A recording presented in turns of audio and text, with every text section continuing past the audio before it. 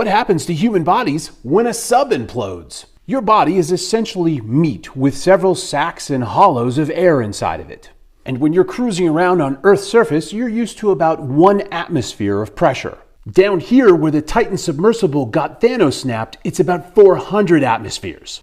That's about 6,000 pounds of pressure per square inch. But how many square inches is a human being? The average adult male is about 5'9" and weighs approximately 200 pounds. If you work that out, it's about 21 square feet, which is about 3,000 square inches. So you've got 3,000 square inches and 6,000 pounds of pressure per square inch. That's 18 million pounds of pressure.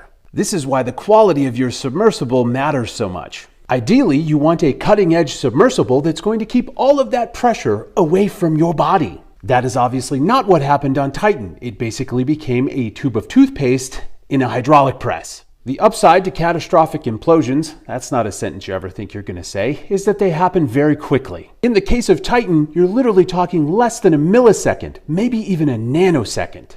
That's what you keep hearing people say. They never knew it happened, but there's actually cool anatomy behind this. It takes time for information like pain to be transmitted through your nerves to your brain and be processed.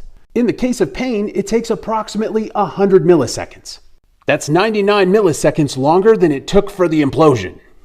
What's really crazy is it takes 13 milliseconds for you to process visual imagery, so that means you're crushed before you even know that you saw it. Now we're going to talk about leftovers, and this might get a little dark. If you're not interested in that, you don't have to stay for it. There were 5 people on the Titan submersible. Let's assume they weigh 180 pounds each. That means there's 900 pounds of remains that have to go somewhere. So why won't you find anything? First off, we have to deal with the cooking. Yes, cooking. That submersible has a giant air bubble inside of it, and when it fails, the pressure is going to compress that air, and when that happens, it heats up to about the temperature of the sun, which is 10,000 degrees Fahrenheit.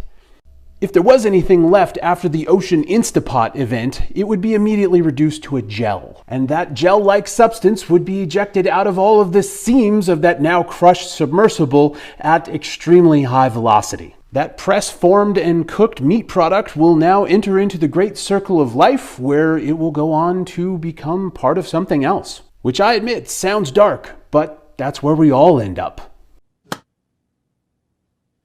Hi. Hi. How are you? You have questions. Yes. I had a lot of questions. I'm sure you had a lot of questions, but rest assured, we're going to answer them right now.